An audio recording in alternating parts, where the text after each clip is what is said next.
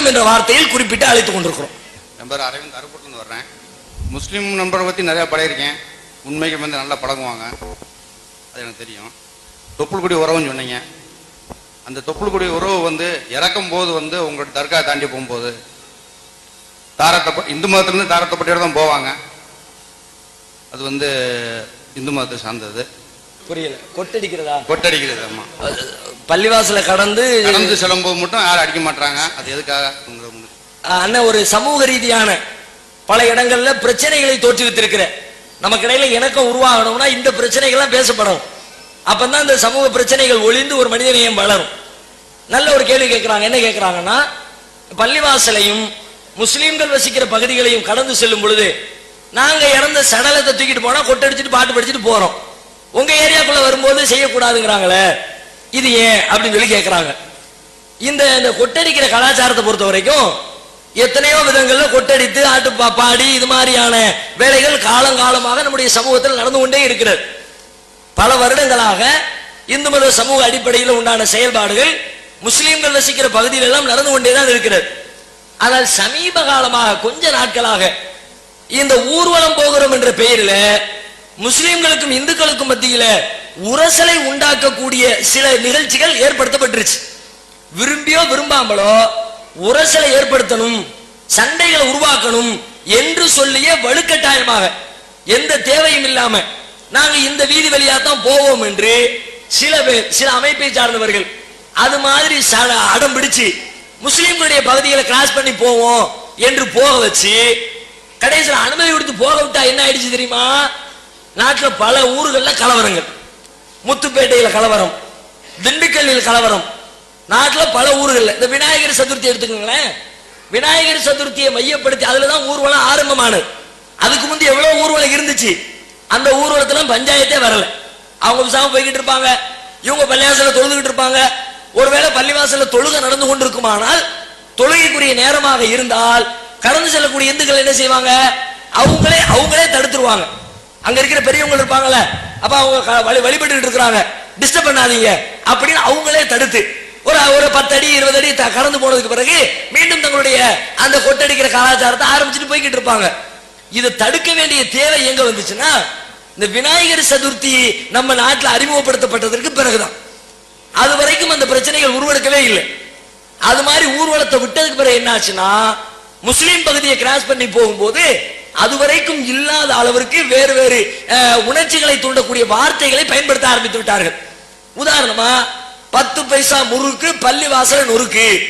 திருவாரூர் மாவட்டத்தில் முத்துப்பேட்டைங்கிற ஊர்ல விநாயகர் சதுர்த்தியில கலவரம் ஏற்படுகிறது. கலவரத்திற்கான பின்னணி தான். அது வரைக்கும் வேற என்னத்தலாமோ சொல்லி கோஷமிட்டு கொண்டு வந்தவர்கள் பள்ளிவாசல கிராஸ் பண்ணும் போது பள்ளிவாசல நொறுக்குங்கிற வாசகத்தை கேட்டா அதை எல்லாரும் ஜீரணிப்பாங்கன்னு சொல்ல இயலுமா?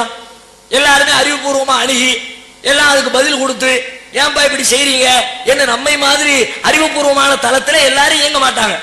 சில பேர் உணர்ச்சி வசப்படக்கூடிய 10 பேர் இருக்கத்தான் செய்வாங்க. அவங்க உணர்ச்சி வசப்பட்டு என்னடா எங்க பள்ளிவாசலை பத்தி சொல்ற, எது நீ நொறுக்கிடுவியா, நொறுக்கு பார்க்கலாம், இங்க இருந்து கல்ல விட அங்க இருந்து கல்ல விட பெரிய கலவரமாகி நாடே ரணகலப்பட்டுச்சு. இது மாதிரி நிறைய சொற்கள், கெட்ட கெட்ட வார்த்தைகள், முஸ்லிம் பெண்களை எல்லாம் கேவலப்படுத்துற மாதிரி துளுக்கனை வெட்டு துளுக்கச்சியை கட்டு, முஸ்லிம்களை துளுக்கன்ற வார்த்தையில சொல்லுவாங்க தானே. இது மாதிரி வார்த்தையை சொன்ன உடனே முஸ்லிம் இளைஞர்கள் மத்தியில கொந்தளிப்பு. இப்படி ஆங்காங்கே பல்வேறு ஊர்களில் இந்த வழிபாட்டுக்காக செய்யக்கூடிய ஊர்வலத்தின் பெயரால் என்னைக்கு பிரச்சனைகள் உருவெடுக்க ஆரம்பிச்சதோ அன்னைக்கு தான் இந்த ஊர்வலத்தை உள்ள வராதீங்க, நீங்க உங்க பாதையில போங்க, எதுக்கு இந்த பாதைக்கு வந்துகிட்டு இருக்கிறீங்க, அப்படியே வந்தாலும் மௌனமா போங்க. அதுக்காக நிறைய ஏற்பாடுகள், போலீஸ் பந்தோபஸ்து.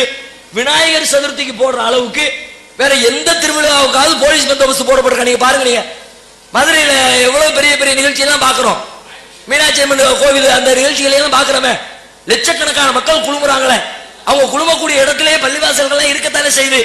காவிரி ஆத்தங்கரையிலேயே பல பள்ளிவாசல் இருக்கு. காவிரி ஆத்தங்கரையில லட்சக்கணக்கான இந்துக்கள் கூடுறாங்க. அங்க எல்லாம் போடாத பந்தோபஸ்த 20 பேர் 30 பேர் செல்லக்கூடிய ஊர்வலத்திற்கு போடப்படுகிறது. என்ன காரணம்? இதுதான் காரணம். தேவையற்ற கோஷங்களை போட்டுறாங்க, உணர்ச்சிகளை தூண்டிடுறாங்க.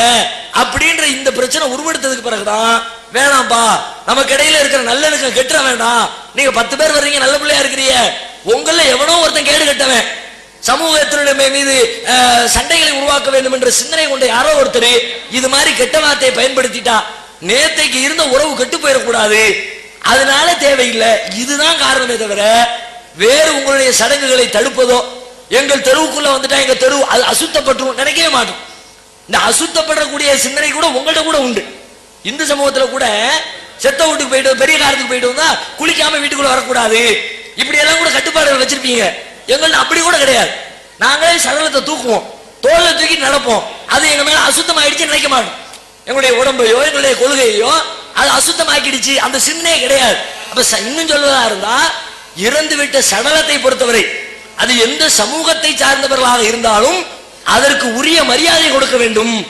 ஒரு தடவை நபிகள் நாயகம் அவர்கள் ஒரு அவங்க ஊர்ல உட்கார்ந்து கொண்டிருக்கிறார்கள்.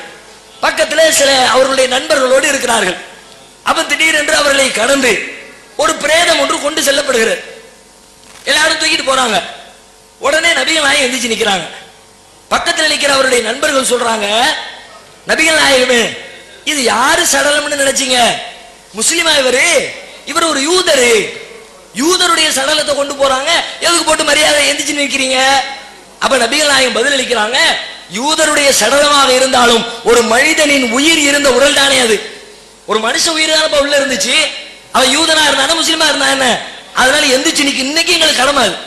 இன்றைக்கு எங்களுடைய கடமை என்னன்னா, நாங்கள் உட்கார்ந்து இருக்கிற இடத்துல ஒரு சடலம் கொண்டு செல்லப்பட்டால் அது எந்த சமூகத்தை சார்ந்த சடலமாக இருந்தாலும் நாங்கள் அதற்கு மரியாதை செலுத்துகிற நிமித்தமாக அதற்காக நாங்கள் எழுந்து நிற்க வேண்டும் என்று எங்களுக்கு கட்டளையே போடப்பட்டிருக்கிறது. அப்ப இந்த சடலங்களை பற்றி உண்டான தப்பான அபிப்பிராயமோ எங்க தெருவுக்குள்ள வந்தா தப்பா போயிரும், தீட்டுப்பட்டுரும், அசிங்கமாயிரும் என்ற சிந்தனையோ, ஏன்னா இந்து மதத்துல சாதிய வேறுபாடுகள் கொண்டிருக்கிற அமைப்புகள் கூட அதை நீங்க பார்க்கலாம். ஒரு சாதியை சார்ந்தவர்கள் இன்னொரு சாதி தெருவுக்குள்ள சடலத்தை தூக்கிட்டு போறதுக்கு சண்டை. நாங்க சடலத்துக்கு சண்டை போடவே இல்லை. சடலத்தை தூக்கிட்டு போறதுக்கு பிரச்சனை பண்ணவே இல்லை. அதை தூக்கி கண்டு சொல்லும் பொழுது போகிற பொழுது பயன்படுத்துகிற தேவையற்ற உணர்ச்சி பூர்வமான சொற்களுக்கு தான், சண்டையை மூட்டுகிற வார்த்தைகளுக்கு தான் நாங்கள் தடை விதிக்கிறோமே தவிர தாராளமா வாங்க, தேவைப்பட்ட உங்களுக்கு தேவையான வசதிகளை கூட செய்து கொடுத்து உங்களை வழி அனுப்பி வைக்கிற மனோநிலையில் தான் ஒட்டுமொத்த முஸ்லிம்களும் இருக்குமே தவிர உங்களுக்கும் எங்களுக்கும் இடையிலே பிரிவினை நோக்கத்தில் செய்யவில்லை. சண்டை வந்து விடாமல் ஒரு சுமூகமான சமூக வாழ்வு நிலை பெற வேண்டும் என்ற எண்ணத்தில் தான் இந்த கொட்டு போன்ற வாத்தியங்களுக்கு தடை விதிக்கிற வேலைகளில் சில பகுதி முஸ்லிம்கள் ஈடுபட்டுக் கொண்டிருக்கிறார்கள். அதுவும் கூட சில பகுதி தான். இன்னைக்கும் தமிழ்நாட்டில் நீங்க பார்க்கலாம், எத்தனையோ ஊர்களில் பிரச்சனை எல்லாம் போய்கிட்டே இருக்கிற இந்த மாதிரியான ஒரு மத துவேஷ இல்லாத கிராமங்கள் நாட்டில் எவ்வளவோ இருக்கிறது. அந்த கிராமத்துல போய் பாருங்க. எனக்கு தெரிஞ்சு எத்தனையோ கிராமங்களில் இன்னைக்கும் போறாங்க வர்றாங்க, கொட்டை அடிக்கிறாங்க, மேலதாளத்தோட போறாங்க. முஸ்லீம்களும் கண்டுக்கிறது இல்லை, அவங்கள பத்தி பேசுறது இல்லை. காரணம் என்னன்னா அங்க அது மாதிரி சிந்தனை இல்லை. எங்கே இந்த சிந்தனை உருவெடுத்து விட்டதோ, மத துவேஷ சிந்தனைகள் உருவாகி விட்டதோ, அங்குதான் இது மாதிரியான கட்டுப்பாடுகளை போட வேண்டிய கட்டாயத்திற்கு நாங்கள் தள்ளப்பட்டிருக்கிறோம் என்பதை தெரிவித்துக் கொள்கிறோம்.